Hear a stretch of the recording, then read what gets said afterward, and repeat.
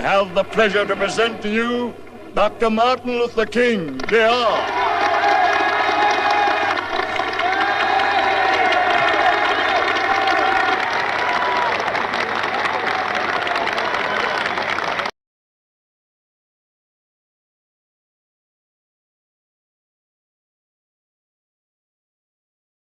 I am happy to join with you today in what will go down in history as the greatest demonstration for freedom in the history of our nation.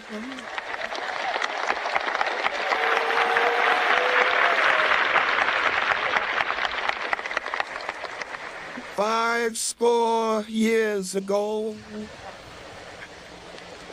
a great American in whose symbolic shadow we stand today signed the Emancipation Proclamation.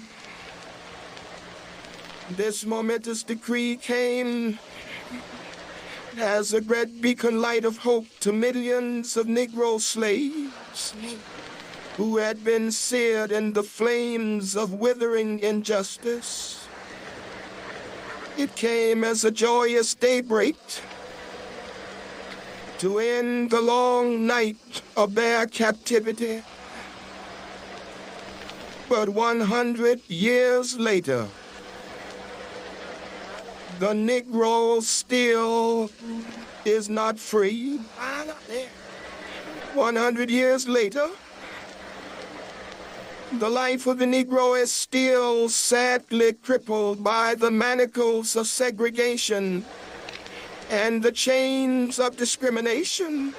100 years later, the Negro lives on a lonely island of poverty in the midst of a vast ocean of material prosperity. 100 years later,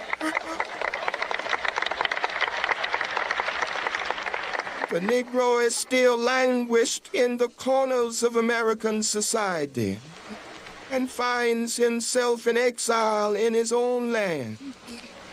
And so we've come here today to dramatize a shameful condition. In a sense, we've come to our nation's capital to cash a check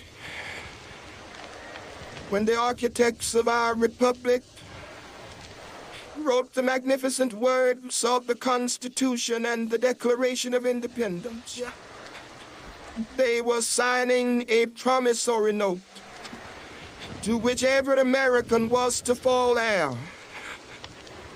This note was a promise that all men, yes, black men as well as white men, would be guaranteed the unalienable rights of life, liberty, and the pursuit of happiness.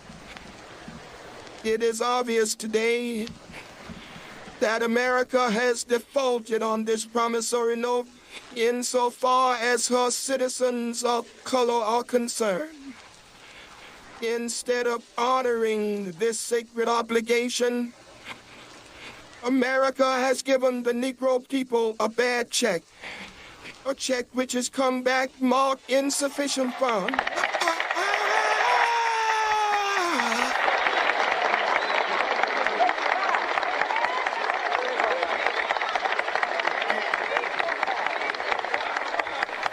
But we refuse to believe that the Bank of Justice is bankrupt. We refuse to believe that there are insufficient funds in the great bulks of opportunity of this nation. And so we've come to cash this check, a check that will give us upon demand the riches of freedom and the security of justice.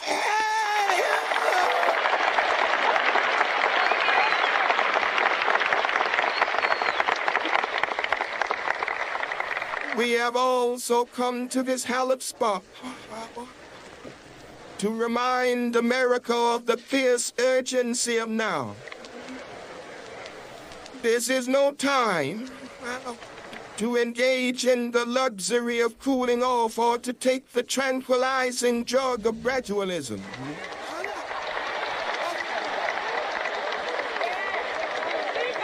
Now is the time to make real the promises of democracy. Now is the time to rise from the dark and desolate valley of segregation to the sunlit path of racial justice. Now is the time to lift our nation from the quicksands of racial injustice to the solid rock of brotherhood. Now is the time to make justice a reality for all of God's children. It would be fatal for the nation to overlook the urgency of the moment.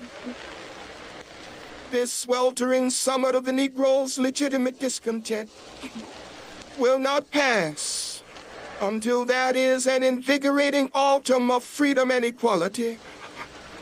1963 is not an end, but a beginning. Those who hoped that the Negro needed to blow off steam and will now be content will have a rude awakening if the nation returns to business as usual.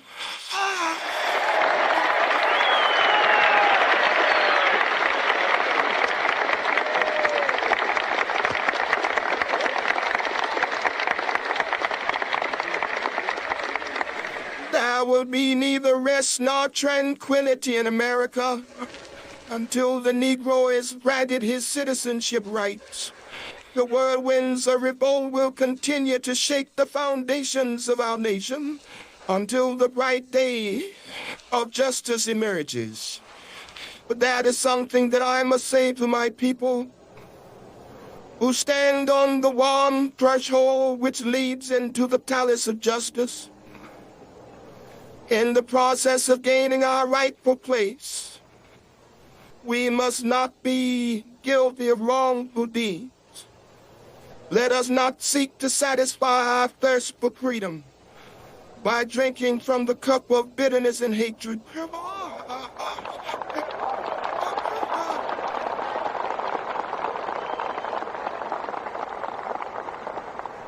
We must forever conduct our struggle on the high plane of dignity and discipline. We must not allow our creative protests to degenerate into physical violence. Again and again, we must rise to the majestic heights of meeting physical force with soul force. The marvelous new militancy which has engulfed the Negro community must not lead us to a distrust of all white people. For many of our white brothers, as evidenced by their presence here today, have come to realize that their destiny is tied up with our destiny.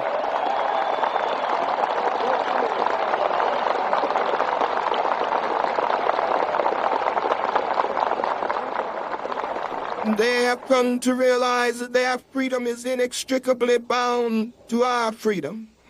We cannot walk alone. And as we walk, we must make the pledge that we shall always march ahead. We cannot turn back. There are those who are asking the devotees of civil rights, when will you be satisfied? We can never be satisfied as long as the Negro is the victim of the unspeakable horrors of police brutality. We can never be satisfied as long as our body is heavy with the fatigue of travel, cannot gain lodging in the motel to the highways and the hotels of the cities.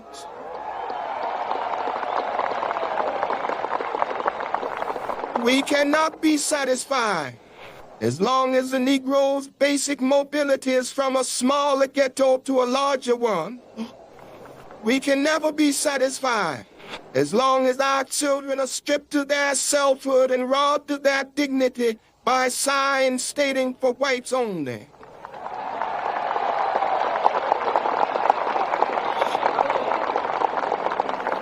We cannot be satisfied as long as a Negro in Mississippi cannot vote and a Negro in New York believes he has nothing for which to vote.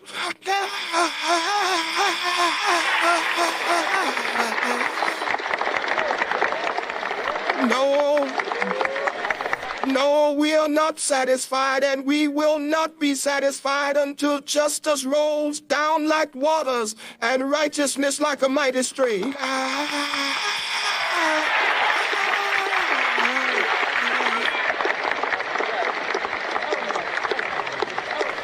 I am not unmindful that some of you have come here out of great trials and tribulation.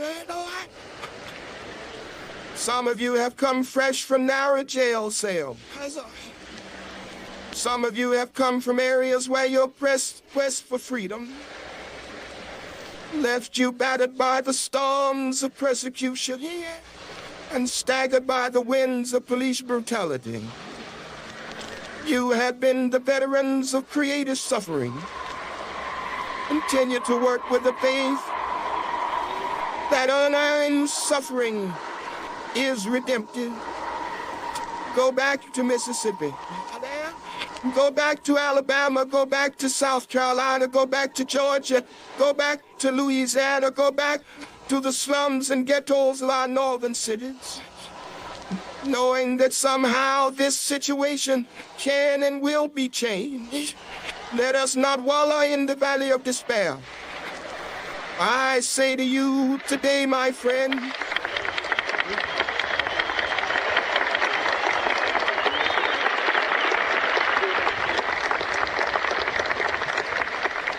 so even though we face the difficulties of today and tomorrow, I still have a dream. It is a dream deeply rooted in the American dream. I have a dream that one day this nation will rise up, live out the true meaning of its creed. We hold these truths to be self-evident, that all men are created equal.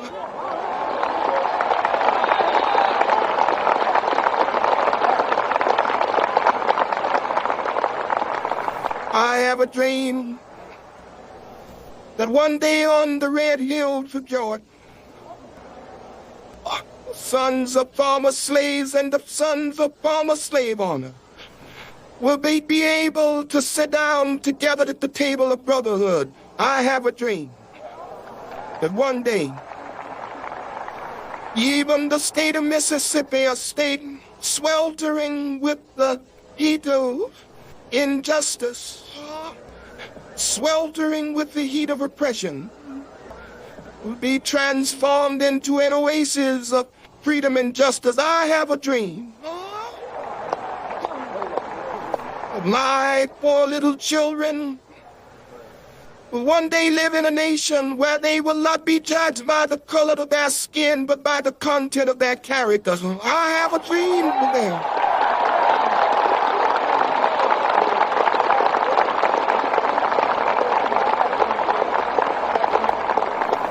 I have a dream that one day, down in Alabama, with its vicious racists, with its governor having his lips dripping with the words of interposition and nullification. Yeah. One day right now in Alabama, little black boys and black girls will be able to join hands with little white boys and white girls as sisters and brothers. I have a dream today.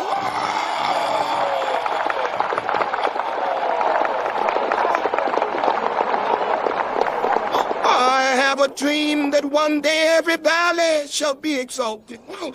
Every hill and mountain shall be made low, the rough places will be made plain, and the crooked places will be made straight, and the glory of the Lord shall be revealed, and all flesh shall see it together. This is our hope. This is a faith that I go back to the South with. With this faith, we will be able to hew out of the mountain of despair a stone of hope. With this faith, we will be able to transform the jangling discords of our nation into a beautiful symphony of brotherhood. With this faith, We will be able to work together, to pray together, to struggle together, to go to jail together, to stand up for freedom together, knowing that we will be free one day. This will be the day. This will be the day when all of God's children will be able to sing with new meaning. My country, tears of thee. Sweet land of liberty, of hey I sing. Land where my fathers died, land of the pilgrim's pride. From every mountainside, let freedom ring, and if America is to be a great nation, this must become true. And so let freedom reign from the prodigious hilltops of New Hampshire. Let freedom reign from the mighty mountains of New York. Let freedom reign from the heightening Alleghenies of Pennsylvania. Let freedom reign from the snow-capped Rockies of Colorado. Let freedom reign from the herbaceous slopes of California. But not only that, let freedom reign from Stone Mountain of Georgia. Let freedom reign from Lookout Mountain of Tennessee. Let freedom ring from every hill and molehill of Mississippi, from every mountainside. Let freedom ring, and when this happens, when we allow freedom reign, when we let it rain from every village and every hamlet, from every state and every city, we will be able to speed up that day when all of God's children, black men and white men, Jews and Gentiles, Protestants and Catholics, will be able to join hands and sing in the words like the old Negro spiritual. Free at last, ooh, free at last. Thank God Almighty, we're